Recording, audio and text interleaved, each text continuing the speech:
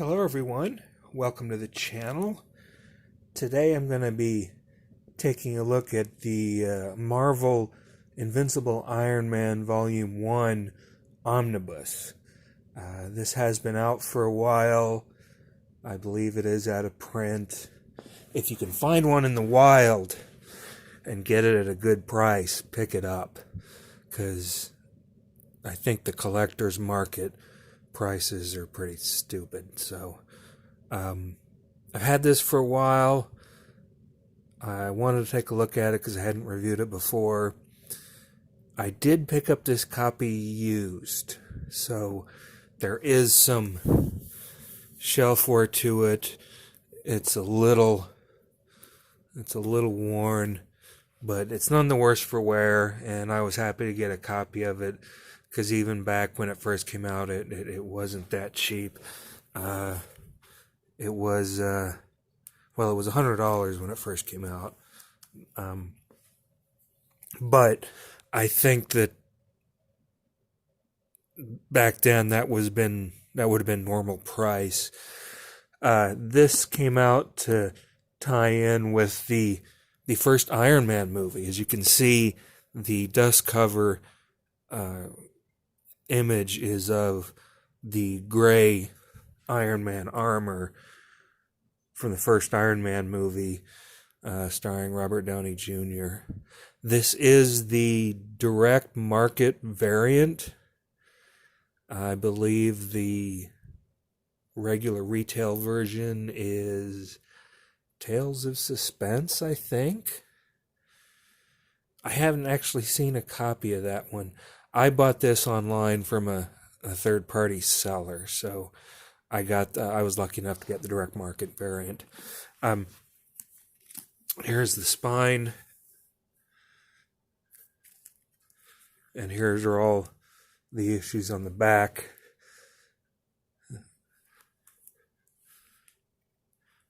This collects Tales of Suspense 39 through 83 and Tales to Astonish number 82. So it does start off with the first ever appearance of Iron Man and carries on to, well, as much as the book can hold. Dust jacket wise, not the slipcover. Did I say slipcover? I meant to say dust jacket. As you can see, it's just your typical Marvel Omnibus of the time. Nice sewn binding. I like that. Got your basic black.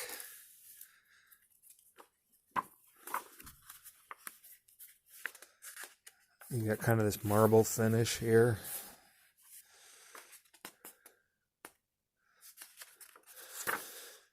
And then you've got a Iron Man splash page here.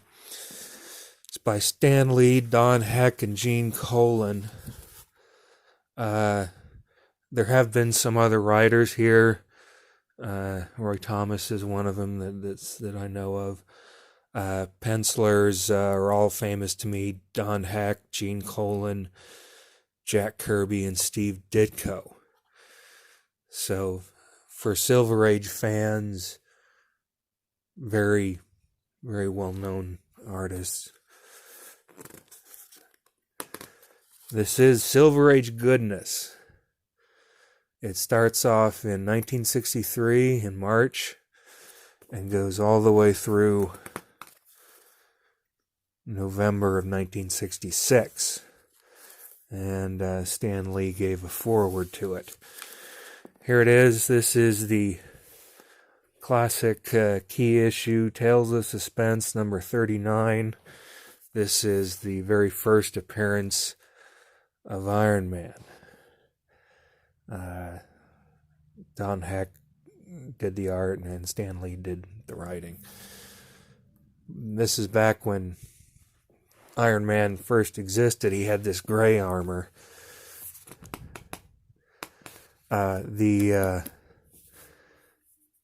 paperwork is very much the same as Marvel Masterworks. So if you're familiar with that line, then you'll know what kind of paper to expect. This does start out with Tony Stark's origin as Iron Man. Gets captured in Vietnam, injured, and builds an Iron Man armor. He was supposed to build some weapons for this Vietnamese warlord, but built himself an armor to save his life and also to escape. Now, I haven't really kept up with modern Iron Man. Have they updated his origin? And if so, can anyone... I'm sure they have. Maybe someone can tell me what his modern origin is, because this is the origin that I'm used to. That's one I grew up with. And then in Tales of Suspense 40, he goes to this... He loses the gray armor and turns it colored into gold, the gold paint. Now, does anybody know a reason why they changed it to that? Did it just look better than gray? Was gray too boring? I'm not sure of the history of Iron Man's early armor, so I'm not sure. But he had this gold armor for a while, I think. The artwork is very much Silver Age. You know, I remember reading this issue, certainly not at the time, because I'm not quite that old, but I remember having some reprints when I was a kid back in the 70s, and for some reason I remember this issue. I think I had this issue as a reprint, because I remember him going down the hill with these coasters attached to his armor, and I remember even as a kid I thought that was a little silly, but whatever. I still liked Iron Man. As a kid, I was amused at the early armor. But that's what you're going to get. You're going to get the gold armor here for quite some time. Ah, is this the... Yeah, first ever appearance of the Crimson Dynamo. Tales of Suspense number 46. Does anyone know how much some of these issues would run if you had them nowadays? I'm not sure.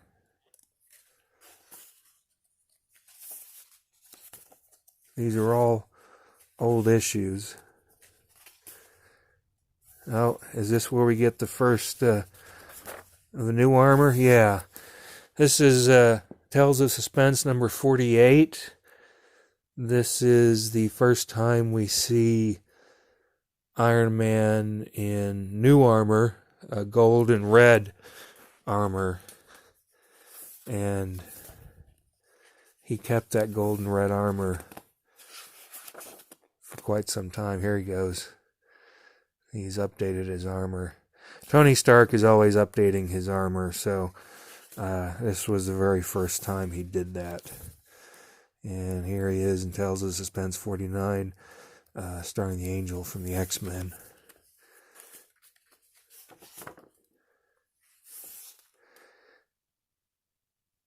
And I think this is the first appearance of the Mandarin. I kind of wish that was it Iron Man 2 where they had the Mandarin? Well, it was a fake Mandarin, copy of Mandarin. It would have been kind of cool if they could have had the guy that was playing the fake Mandarin in Iron Man 2 actually be the Mandarin, have all the rings and everything. But that's not what they did. So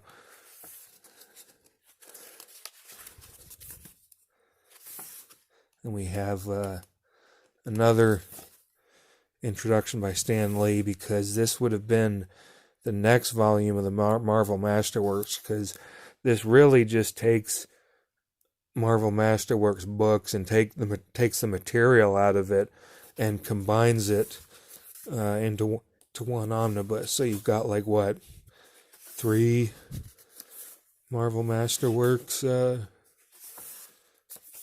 books in an omnibus, I think. Looks like the Crimson Dynamo's back. Oh, this is interesting. This is early Black Widow. This is before the Black Widow. This is before the Black Widow had a costume. That's what she looked like. Natasha Romanoff had just kind of a dress and a hat, very 1960s looking. Didn't get the really cool cat suit that she wore later. So yeah, they improved her they improved her look. You know, here's the Mandarin again. Mandarin is one of Iron Man's big supervillains.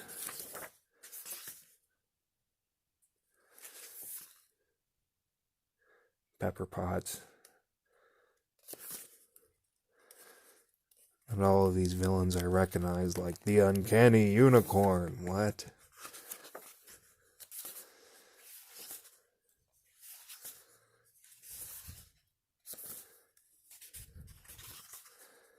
But I always liked Iron Man.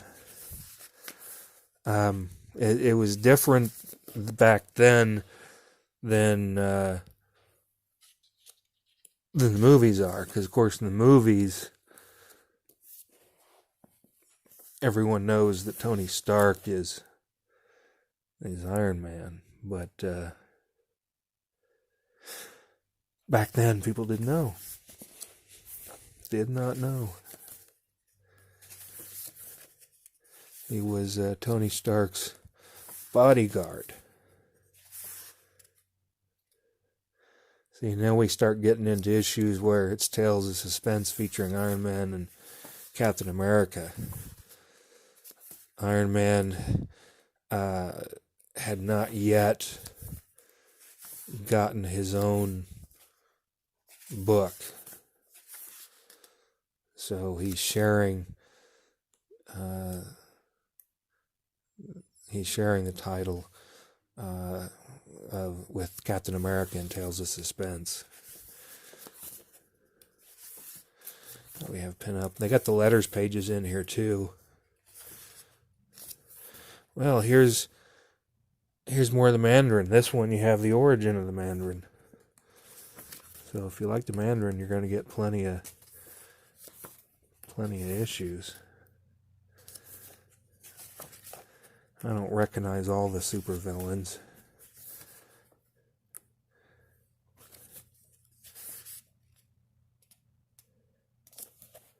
Oh, here's the next costume that they gave the Black Widow.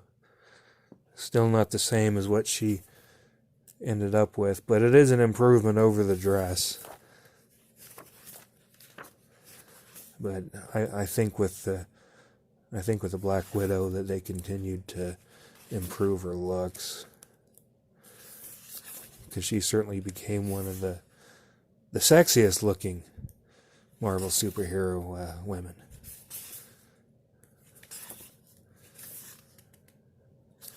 So like I say, you're going to get a lot of Tales of Suspense, Iron Man and Captain America. All very classic stuff. I don't know the Titanium Man. Did any of you read any of these older issues?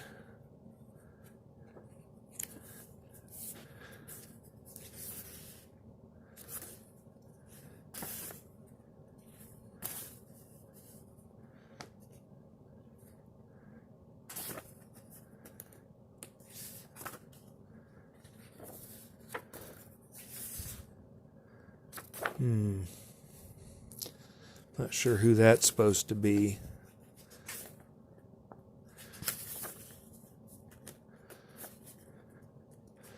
I grew up on a lot of reprints because I was a kid of the 70s. So when I was young, the reprints were all stuff from the Silver Age. I think now here... No, that's Adam Austin. So the artist changed. Yeah, I am not familiar with Adam Austin. Does anyone know Adam Austin? Stan Lee is still the writer at this point. I am amazed at the talent that Stan Lee had. He wrote so many titles of Marvel Comics back in the day. And I don't know how he did it. The man had an incredible talent for his imagination and for writing and creating all these different characters that we just take for granted today, that they just exist and we know who they are. It's amazing to think at one point they did not exist, and one man created much of it. Here we have Gene Colan now has taken on the duties of the artwork. I like Gene Colan's work. He's done stuff for Marvel and DC too. And Submariner. Yep, fighting the Submariner.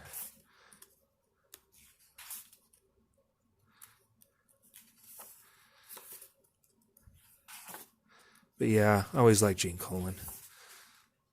Oh, here's the Adaptoid. I remember the Adaptoid.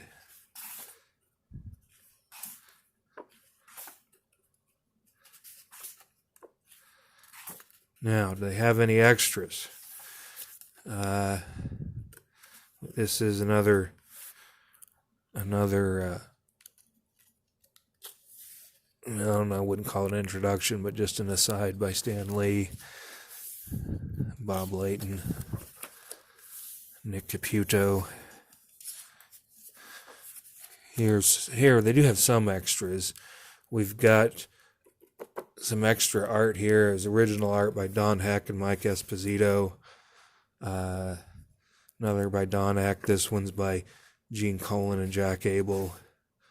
We've got some covers of reprints, as you can see here. That's it.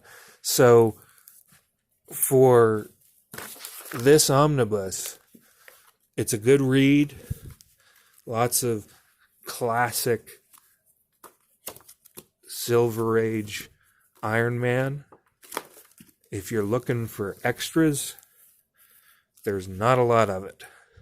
But if you're a fan of Iron Man and you want to collect the original issues that Iron Man started in the 1960s, this is the place to go.